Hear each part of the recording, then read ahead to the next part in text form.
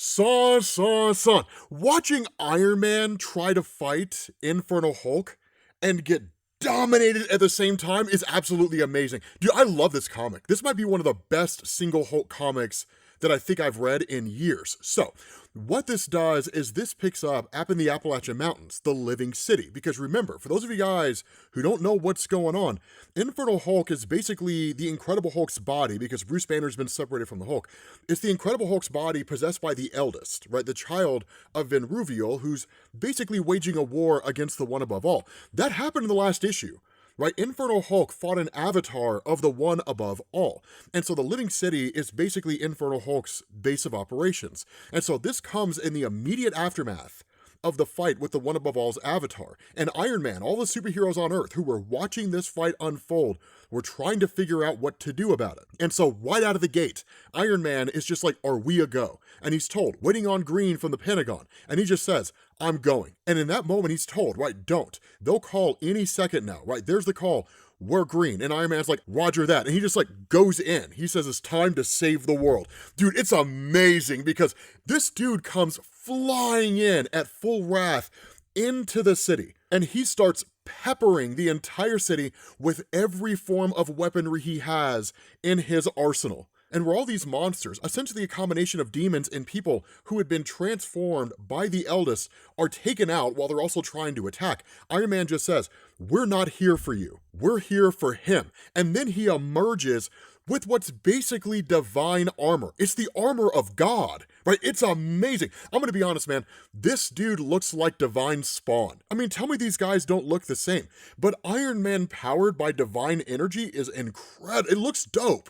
It looks dope. And so with these forces taken out in the immediate vicinity, the rest of his suits go forward. And he just says, find him and draw him out. So all these Iron Man drones start traveling throughout the city. But in that moment, Infernal Hulk just says, no need. And he immediately pops out in front of Iron Man after smashing one of his drones.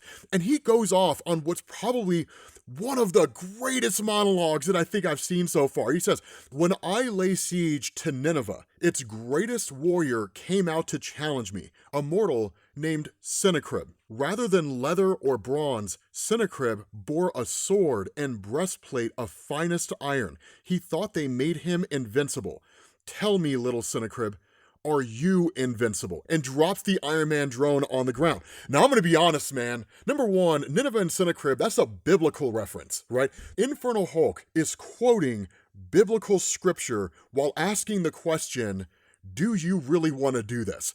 It's phenomenal. I told you guys, it's amazing. And so at that point, you switch over to Reed Richards, Bucky Barnes, and the US military. And at that point, Bucky's just like, Hulk is on the board. And the military responds, right? We don't need visual. Stark's got the target planted.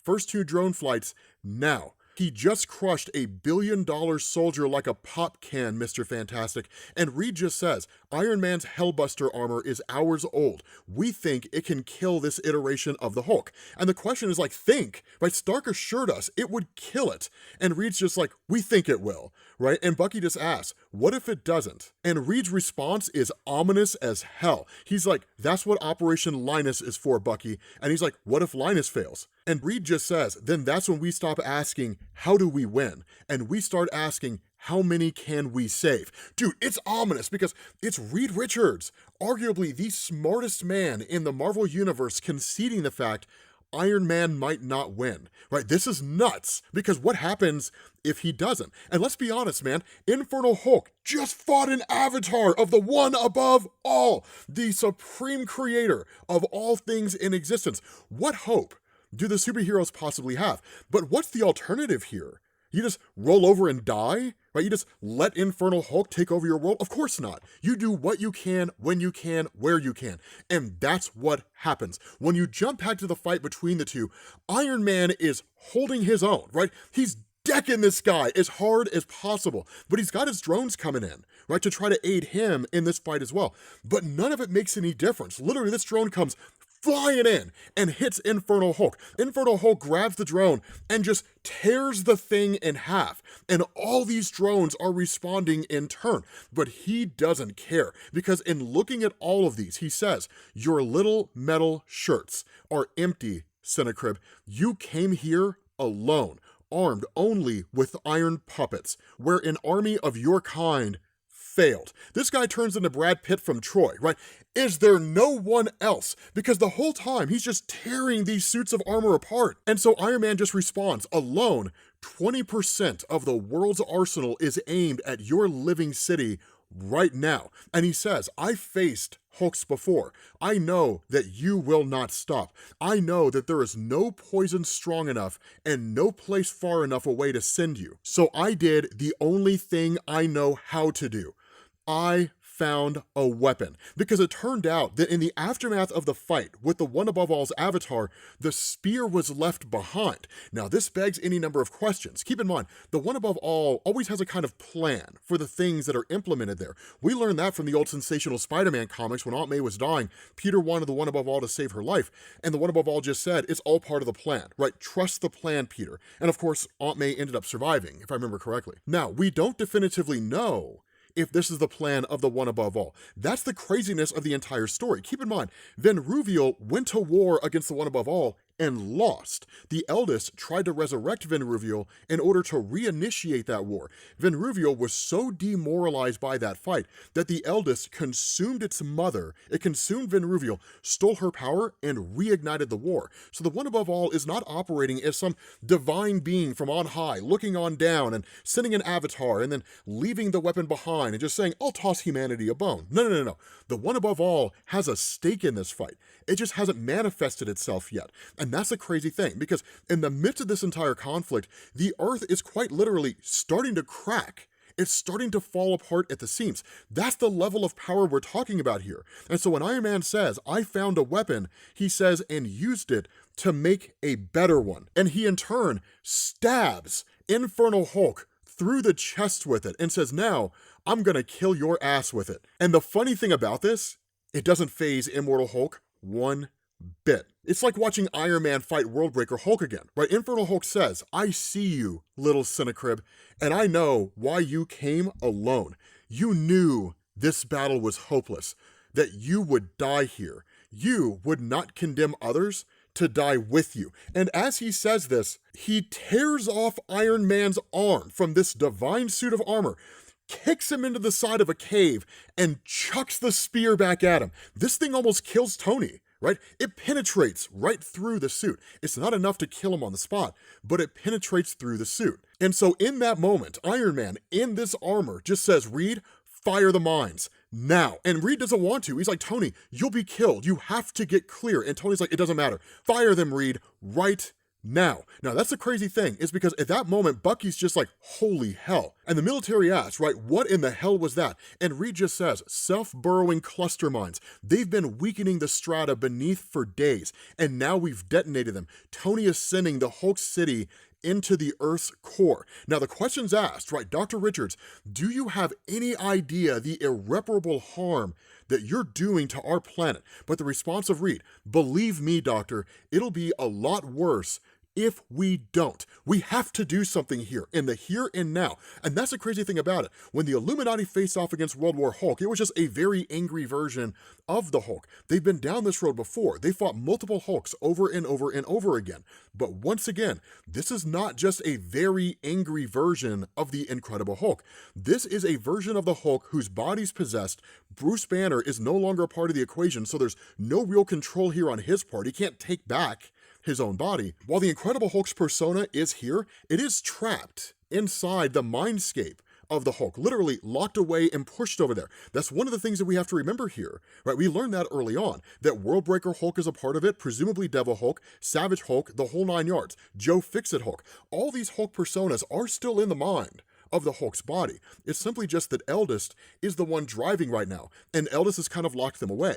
But it is a behind-the-scenes plot thread. They will inevitably try to retake control at one point. But the reason why I say all of that is because this is Reed and Iron Man understanding they are fighting a divine version of the Hulk and all the power that comes with it. Normal rules do not apply. And so as Infernal Hulk is dominating Iron Man, Tony starts laughing. He literally says, I broke your little fort. Your army's gone. Your city's in the ground. And in that moment, Infernal Hulk starts taunting him back. And he says, foolish little Sennacrib, the living city is an elder god, Golgothia of the Volantine Choir, our eternal sanctuary. You cannot harm us here. And so Tony, in understanding the statement of this, realizes there's truth to it. He has seconds. And so he tells Reed, right, fire everything that's left. And Reed says, Tony, we already hit it too hard.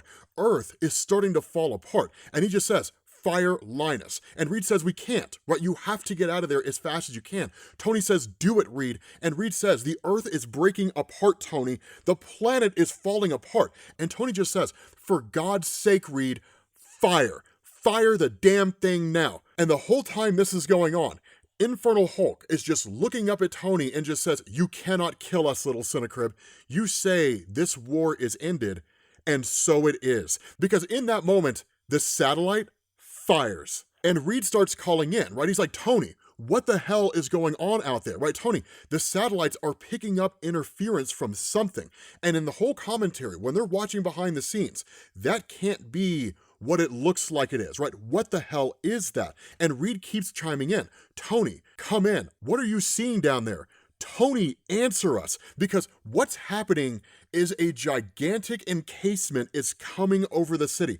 It's protecting itself, right? And so in that moment, the government's just like, we killed Iron Man. Us, all of us, we did this. And everyone's kind of panicking here, right? We don't know if he's dead, do we? Right? And it's like, he knew the risks. Hell, he told us to fire the thing, right? And that's when you're told, to hell with Iron Man, you just changed the course of the Kentucky River. You need to evacuate that place now. But the question's asked, how long until we get a clear image? And the response is that, how should we know, right? We've never fired a weapon like this before. And so once everything starts to clear up, Bucky just says, wait, right?